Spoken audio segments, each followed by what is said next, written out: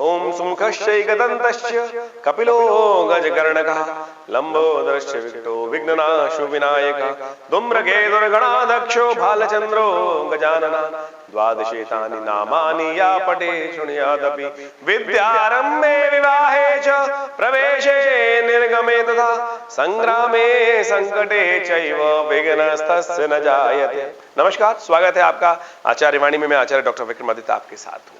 27 तारीख का ग्रह योग क्या है वो भी समझ लीजिए। 27 तारीख का ग्रहों का पंचांग दिखाता है।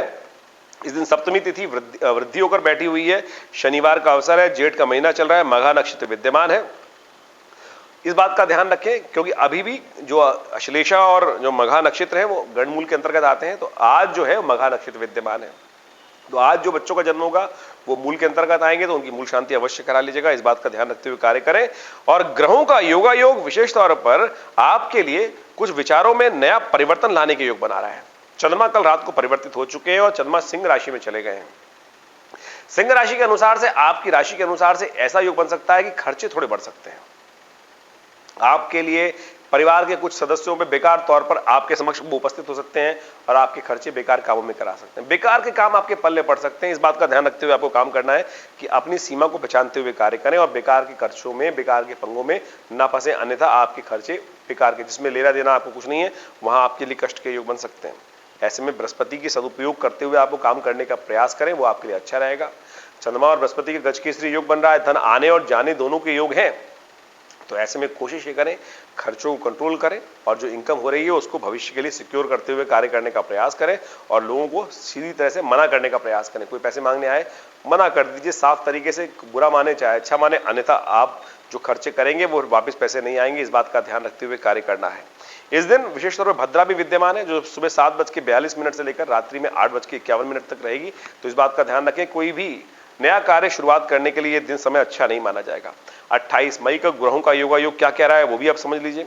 28 तारीख को मिथुन राशि वालों के लिए ग्रहों का योगायोग जो बन रहा है पंचांग के अनुसार, सबसे पहले वो समझें। अष्टमी तिथि, रविवार का अवसर, पूर्व फाल्गुनी नक्षत्र विद्यमान और उस दिन दुर्गा अष्टमी है और साथ साथ धूम्रावती जी की जयंती है और यह तिथि बड़ी कल्याणकारी है। रविवार का अवसर मां दुर्गा की आराधना करने के लिए प्रशस्त किया जाता है। हमारे यहाँ हर दिन विशेष तौर पे किसी न किसी देवी देवताओं के दिन माने जाते हैं। ऐसे में रविवार का जो दिन होता है वो भगवती दुर्गा के लिए और भगवान सूर्य के लिए अर्पित माना जाता है। ऐसे में भगवती दुर्गा का स्तवन विशेष तौर पर करने का प्रयास करना चाहिए और रविवार का अवसर भी पड़ गया है। ऐसे में धूम्रावती जयंती भी है। ये 10 महाविद्या के अंतर्गत आने वाला भगवती का स्वरूप है और ये बड़ा कल्याणकारी है। जब कोई असंभव कार्य बीच में फंस जाए, परेशान कर दे और दुश्मन सामने वाले आपको आगे बढ़ने को दे ही ना रहे, तब भगवती धूम्रावती के विशेष मंत्रों का अनुष्ठान, यज्ञ त्याग कर आप अपने मुकदमों में विजय प्राप्त करने के योग बना सकते हैं। और ये अकाट्य प्रयोग है भारतीय संस्कृति में, सनातन पद्धति में इनको बताया गया है। इनका उपयोग अवश्य करने का प्रयास करना चाहिए। ग्रहों का योगायोग आपके लिए अभी भी गजकेसरी योग है। खर्चे थोड़े अगर आपने कंट्रोल कर लिए तो इनकम बढ़ाने के योग बना सकते हैं। नए कुछ घूमने फिरने के कार्यक्रम बनने के योग बनते दिखाई दे रहे हैं और आपकी जाति से बाहर के लोग आपको लाभ देने के योग बना सकते हैं। तो उनके साथ संपर्क साधे, उनके साथ मिलकर काम करने का प्रयास करें, वो आपके लिए शुभ रहेगा। और हम बात कर लेते हैं मिथुन राशि वालों के लिए 29 तारीख का दिन क्या कुछ लेके आया है। 29 तारीख को सोमवार का अवसर है। जेठ का महीना चल रहा है और ग्रहों का योगायोग नवमी तिथि बन रही है और सोमवार का अवसर। इस दिन महिष नवमी है। ग्रहों का योगायोग सुबह सुबह आपके लिए जो ग्रहों का योग बना रहा है वो विशेष तौर पर खर्चे बढ़ाता दिखाई दे रहा है। खर्चे आपको थोड़ा परेशान कर सकते हैं और ऐसे में आपको विशेष तौर पर ध्यान रखना है, बेकार के कामों से बचने का प्रयास करना है।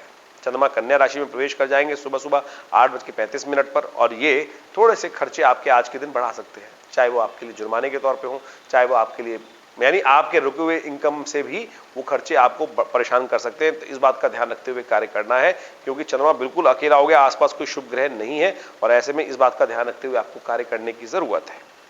महेश नवमी है। सुबह सुबह भगवान शिव का ध्यान करें और शिव का ध्यान करने से चंद्रमा अपने आप शुभ हो जाते हैं। शिव के मस्तक पर चंद्रमा विद्यमान है, तो आजकल जेठ का महीना चल रहा है, तो शुद्ध गंगा जल लें और ओम नमः शिवाय का जप करते हुए भगवान शिव का सुबह सुबह ध्यान करते हुए उनका अभिषेक करें, ओम नमः शिवाय का पाठ करते हुए, या नमस्ते रुद्रमन्य वतो तई खवे नमः पुरुष जिसको कहा जाता है रुद्र सूक्त, इसके द्वारा भगवान का अभिषेक करें। कल्याणकारी योग बनेंगे आपके लिए। जो मंगल का चंद्रमा का नेगेटिव प्रभाव है, मंगल का नेगेटिव प्रभाव चल रहा है, उन सबको ठीक करने में सहायता प्रदान होगी। चंद्रमा बिल्कुल अकेले दिखाई दे रहे हैं और ऐसे में ये खर्चे थोड़े परेशान कर सकते हैं। इनसे बचते हुए आपको कार्य करने की जरूरत है, तो आप सोच समझकर कार्य करेंगे। हर खर्चे को, हर चीज को पहले अच्छे से फाइल को चेक करें, अन्यथा बेकार के खर्चे, बेकार की बातें आपकी जिम्मे पड़ सकती हैं। 30 तारीख को ग्रहों का योगा योग बताता है कि इस तिथि के हिसाब से बहुत सुंदर तिथि बन रही है और मिथुन राशि वालों के लिए समझ लेना चाहिए उनके लिए समय कैसा है। 30 तारीख का दिन मंगलवार का अवसर और गंगा दशहरा, जेठ का दशमी तिथि।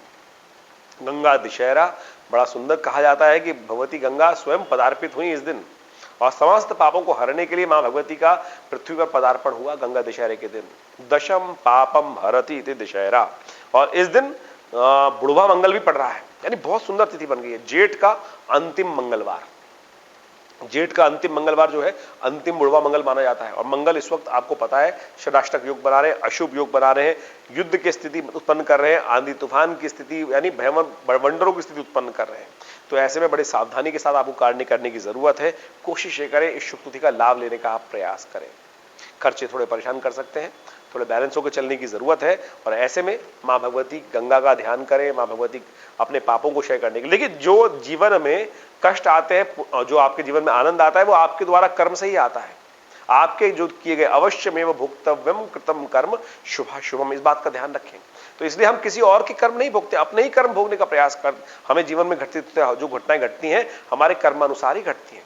तो दशम पापम हरति दशहरा, यानी दशों पापों को हरने वाला, यानी गलत पापों को हरने वाले, गलत कर्मों को हरने वाला ये तिथि जो है, इसमें कोशिश करें गंगा जल स्नान करें, अपने पितरों को निमित्त तर्पण करें। भागीरथ जी, जो महाराज भगीरथ थे, वो अपने पितरों का ही तो उत्थान करने के लिए गंगा का पदार्पण करा के लाए थे। तो आप कोशिश ये करें इस सुंदर तिथि का लाभ लें, गंगा जल से स्नान करें, तीर्थ में स्नान करें, वो बड़ा सुंदर रहेगा। हमने अपने आश्रम पे बुढ़वा मंगल, अंतिम बुढ़वा मंगल पर बहुत सुंदर तिथि कार्य रखा है, हनुमान जी के सुंदर कांड का पाठ रखा है। तो कोशिश ये करें, क्योंकि मंगल का प्रभाव अभी 1 महीने अशुभ रहने वाला है आपकी राशि के अनुसार से, तो उसको ठीक करने का आपको प्रयास करना चाहिए। आपके कुटुंब भाव में बैठा है, कुटुंब भाव में उठापटक के योग बना रहा है, षडाष्टक योग बना रहा है शनि के साथ, भाग्य को कमजोर कर रहा है। तो इस बात का ध्यान रखते हुए कार्य करेंगे तो सुंदर रहेगा, कल्याणकारी योग बनेंगे। ऐसे में अवश्य इस यज्ञ में आप भाग ले सकते हैं जो हमारे आश्रम में चल रहा है। जो इसका लाभ लेते हुए कोशिश करें, आश्रम में विवेकानंद योगाश्रम में सुंदरकांड का सुंदर पाठ है, सहयोग करें। और उस दिन हमारे यहाँ विशेष तौर पर क्या रहेगा, हनुमान जी को चूल्हा चढ़ाया जाएगा, सवामनी का भोग लगाया जाएगा, हनुमान जी के विभिन्न मंत्रों से यज्ञ किया जाएगा और सुंदरकांड का पाठ किया जाएगा। आप भी इसमें सम्मिलित हो सकते हैं, सादर आमंत्रित हैं। इस दिन मंगल के साथ साथ शुक्र जो योग बनाएंगे बहुत बढ़िया। शुक्र भी कर्क राशि में प्रवेश कर लेंगे और शुक्र का कर्क राशि में प्रवेश करने से क्या होगा कि मंगल और शुक्र का जो योग बनेगा, ये विशेष तौर पर आपके लिए आपके भोग विलास में आपकी इच्छा को बढ़ा देगा, आनंद की तरफ आपकी प्रवृत्ति कर देगा और नेगेटिव सोच को थोड़ा सा और एग्रीवेट कर देगा। ऐसे में मन नेगेटिव, यानी चंद्रमा की स्थिति वैसी खराब चल रही है इन दिनों, खासतौर पर आपकी राशि के अनुसार से, और साथ साथ मंगल और शनि का भी, मंगल और शुक्र का योग जो बन जाएगा, वो थोड़ा सा प्रवृत्ति इस तरफ कर देगा कि थोड़ी सी नेगेटिव तरफ प्रवृत्ति चली जाए। उससे बचते हुए कार्य करने की जरूरत है। प्रवृत्ति को नेगेटिव ना करें, कन्या पूजन करें। कन्या पूजन आपके लिए बड़ा श्रेष्ठ रहेगा। ऐसे में कोशिश करें छोटी कन्याओं का पूजन करें, उन्हें लाल वस्त्र दें, उनको उनका आशीर्वाद लें। यह आपके मंगल को भी ठीक करेगा और शनि और शुक्र को भी ठीक करेगा और साथ साथ कल्याण के योग बनाएगा, आपके परिवार में शांति लाने का प्रयास करेगा। 31 तारीख की हम बात करें तो 31 तारीख को जो एकादशी जो है, विशेष तौर पर निर्जला एकादशी का योग है। और धनु बात करें विशेष तौर पर मिथुन राशि वालों के लिए, तो मिथुन राशि वालों के लिए पॉजिटिव चेंजेस का दिन दिखाई देता है।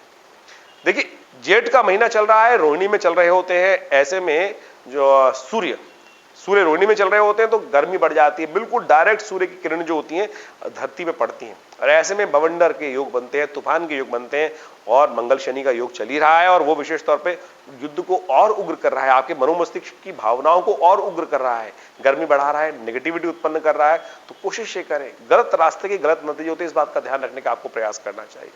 निर्जला एकादशी भगवान अपने मन को भगवान के प्रति लगाने का दिन है। व्रत करने का दिन है, सत्य का पालन करने का दिन है। कोशिश ये करें जल का दान करें, छाते का दान करें, आपके लिए कल्याणकारी योग बनेंगे, मनोकामना सिद्धि के योग बनेंगे। धन्यवाद।